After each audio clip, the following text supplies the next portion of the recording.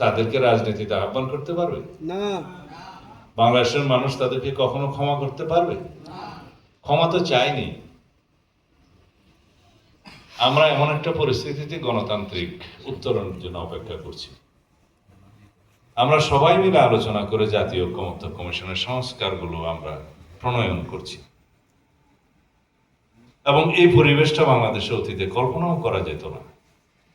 সকল রাজনৈতিক দল এবং রাজনৈতিক শক্তিসমূহ, সামাজিক শক্তিসমূহ ঐক্যবদ্ধ হয়েছে রাষ্ট্র কাঠামোর সংস্কার চাই। সমস্ত গণতান্ত্রিক প্রতিষ্ঠানগুলো সংস্কারের মধ্য দিয়ে শক্তিশালীভাবে নির্মাণ করতে চাই। সবাই আমরা একমত হয়েছি সাংবিধানিক প্রতিষ্ঠানগুলোকে শক্তিশালী করতে হবে।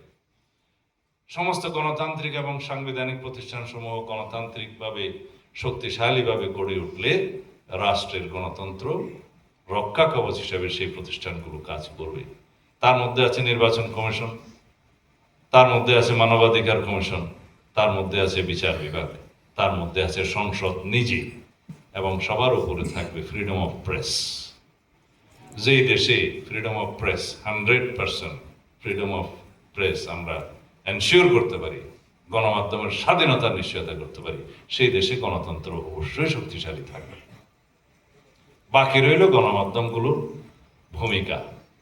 যদি মালিকদের চাকরি আপনারা করেন, সাংবাদিক বন্ধুগণ, বিবেকের কাছে যদি দায়বদ্ধ না থাকেন, তাহলে সেই স্বাধীনতা নিশ্চিত কখনো করা যাবে না। সুতরাং বিবেকের কাছে আপনারা চাকরি করবেন, বিবেকের কাছে দায়বদ্ধ হবেন, মালিকের কাছে দায়বদ্ধ হবেন না, তাহলে এখানে প্রেস ফ্রিডম এনশিওর করা যাবে। সেজন্য আইনি যে সমস্ত সুরক্ষা দেওয়া দরকার সেগুলো আপনারা প্রেসক্রাইব করবেন, পরামর্শ দিবেন, সেই হিসাবে ভবিষ্যতে আইন পরিণত হবে ইনশাআল্লাহ। আমরা এই প্রতিষ্ঠানগুলোকে যদি শক্তিশালীভাবে দাঁড়া করাতে পারি, তাহলে গণতন্ত্রকে নিয়ে কেউ সাংবিধানিকভাবে হোক, সংসদীয়ভাবে হোক বা যে কোনোভাবে হোক ব্যক্তি স্বৈরতান্ত্রিকতার কোনো উদ্ভব ঘটাতে পারবে না।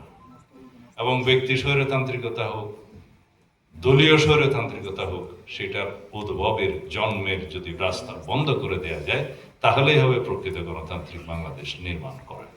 যে স্বপ্ন আমাদের মুক্তিযুদ্ধের শহীদরা করেছেন, মুক্তিযোদ্ধারা করেছেন, এবং যে স্বপ্ন নিয়েই ছাত্র গণ অভ্যুত্থান হয়েছে 2024-এ, আমাদের সন্তানরা রক্ত দিয়েছেন, সেরকম একটি সাম্যভিত্তিক বৈষম্যহীন ন্যায় বিচার ভিত্তিক বাংলাদেশ বিনির্মাণের জন্য আমাদের সবাইকে, পুরো জাতিকে ঐক্যবদ্ধ থাকতে হবে। আজকে